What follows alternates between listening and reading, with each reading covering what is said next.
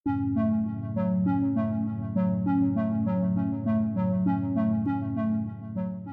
tahu bahasa Indonesia semakin hari semakin terlihat kemajuannya. Mau itu pengaruhnya dan penutur asingnya kian meningkat. Dan di sini ada sebuah video mengenai pengakuan seorang dokter yang berasal dari Korea Selatan. Dia berbagi pengalaman menariknya saat berkunjung ke Malaysia dengan menggunakan bahasa Indonesia. Dalam bahasa Indonesia telah diajar di Hanguk University of Foreign Studies pada tahun 1964. Ia mencerminkan hubungan lama antara Korea Selatan dan Indonesia. Justru kebanyakan kaki tangan dan pelajar lebih terbiasa dengan bahasa Indonesia berbanding lagam bahasa Malaysia. Pada masa ini, usaha sedang dilakukan oleh Profesor Korea untuk menyediakan perpustakaan dengan bahan bacaan dalam bahasa Melayu. Yang satu lagi, satu langkah besar ke hadapan telah dibuat apabila Kamus Korea Indonesia yang disusun oleh Profesor An Yong-ho pada tahun 1995, dan dia sudah menaik tarafkan kamusnya dan diterbitkan pada tahun 2016. Namun tidak terdapat kamus seperti itu untuk pengajaran bahasa Melayu di Korea. So, kamus yang terdiri daripada entry Melayu Korea amatlah diperlukan. Ini pembezaan antara bahasa Melayu dan Indonesia. Walaupun sering ditulis dan dikatakan bahawa bahasa Indonesia dan bahasa Melayu sangat mirip. Namun, kepada pelajar yang baru mulai belajar, terdapat banyak perbezaan yang boleh menjadi sangat mengelirukan. Contohnya, saya datang ke Malaysia tahun 2009. Masa itu, saya tak pernah belajar bahasa Melayu, tetapi saya pernah belajar bahasa Indonesia. Saya rasa saya boleh komunikasi dengan orang sini. Tetapi sebenarnya tidak boleh.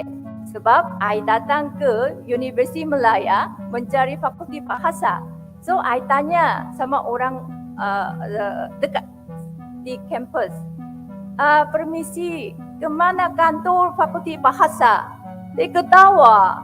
So, that time I tak tahulah kenapa dia ketawa.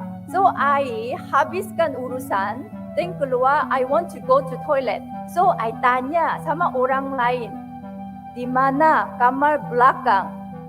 Dia macam begitu. Then I quickly change. Okay, sorry. Di mana kamar kecil?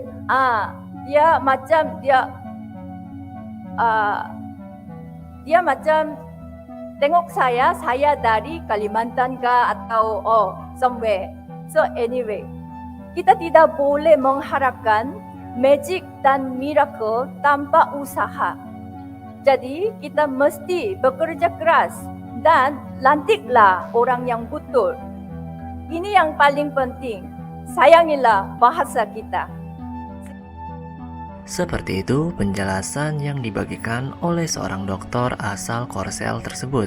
Ia memaparkan soal bahasa Indonesia. Selanjutnya, ada video menarik mengenai kemajuan bahasa Indonesia beserta data-data terbaru mengenai BIPA. Bagaimana posisi bahasa Indonesia di kancah internasional adalah bahasa kita ini menjadi salah satu bahasa yang diminati, ya. Mengapa diminati? Karena penutur bahasa Indonesia kita itu banyak, ya, baik di dalam negeri maupun di luar negeri. Kata orang asing sih bahasa kita seksi katanya, ya, karena mudah dipelajari, kemudian penulisannya kan mudah, lain dengan bahasa yang punya tipologi yang lain, yang seperti bahasa Arab, bahasa Korea, bahasa Jepang kan tulisannya berbeda, ya. Kalau bahasa Indonesia tidak. gitu. Lebih simpel ya Bu ya. Ya. Mungkin. Betul, dan bahasa Indonesia ini tanpa kita banyak yang tahu, ternyata orang Indonesia ya, yang mungkin merasa karena lebih bangga dengan bahasa yang lain begitu. Ternyata bahasa Indonesia itu cukup menjadi bahasa Indonesia yang populer. Misalnya ada beberapa fakta ya teman-teman, bahwa bahasa Indonesia itu populer di Australia, sehingga diajarkan, kalau datanya sih di 500 lebih sekolah dasar di Australia. Gitu, menjadi mata pelajaran yang dipelajari oleh anak-anak di sana. Kemudian bahasa Indonesia misalnya ya di negara tetangga kita Vietnam itu menjadi bahasa yang prioritas kedua atau bahasa yang digunakan setelah bahasa resmi yang mereka gunakan. Ya, jadi sudah tercetus di Kongres Bahasa Indonesia ya, Kongres beberapa tahun yang lalu, bahwa tahun 2045 ini pemerintah kita ini menargetkan bahasa Indonesia menjadi salah satu bahasa pengantar di PBB. Jadi sejajar nanti dengan bahasa Inggris, bahasa Spanyol, bahasa Mandarin, bahasa Arab, bahasa Perancis, bahasa Rusia. Nah, jadi sejajar dengan bahasa itu, sehingga ada target-target yang dikeluarkan oleh pemerintah Indonesia melalui Badan Pengembangan dan Pembinaan Bahasa.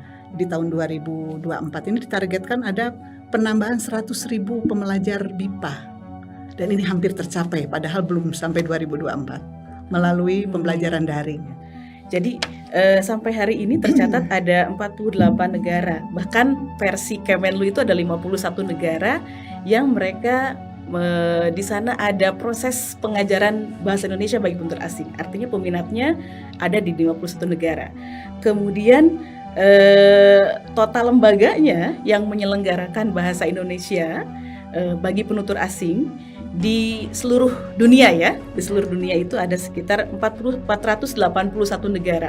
Ini data yang di Kemdikbud, tapi kemudian juga ada konfirmasi data yang lain karena mungkin ada beberapa lembaga yang tidak terkonfirmasi begitu. Dan menariknya, uniknya, data lembaga penyelenggara BIPA atau Bahasa Indonesia bagi penutur asing di Indonesia itu ya dibandingkan dengan negara yang lain di luar negeri, misalnya di Australia saja itu lebih sedikit. Ya, di Australia itu ada 113 lembaga penyelenggara BIPA. Di Indonesia itu hanya sekitar 78 lembaga. Jadi ini luar biasa begitu. Ini data fakta yang bisa kita lihat bahwa ternyata minat masyarakat luar begitu ya, masyarakat mancanegara terhadap bahasa Indonesia itu sangat tinggi ya. Kalau data-data lainnya misalnya kalau di Asia Tenggara ada 233 lembaga, kemudian di Asia Pasifik itu ada 183 lembaga, kemudian di Amerika dan Eropa ada 85 lembaga ya. Ini artinya membuktikan bahwa betapa antusiasme yang luar biasa. Jadi belum disampaikan begitu ya, belum sampai 2024 peminatnya semakin meningkat begitu. Dan Bu Suci itu belum ditambah data SPK. Mungkin kalau Siva tahu SPK itu teman-teman sahabat-sahabat semua ya, itu Satuan Pendidikan Kerjasama Sekolah Internasional. Di Indonesia sendiri itu kurang lebih ada 400-an ya. Jadi mereka anak-anak ekspatriat, anak-anak orang asing yang bekerja di Indonesia dan belajar bahasa Indonesia. Data yang tadi di luar data SPK. Betul. Nah, Sobat Maju, begitulah perkembangan program dari BIPA di berbagai penjuru dunia. Terlihat adanya kemajuan yang signifikan. Diharapkan bahasa Indonesia terus melaju pesat dan mendunia.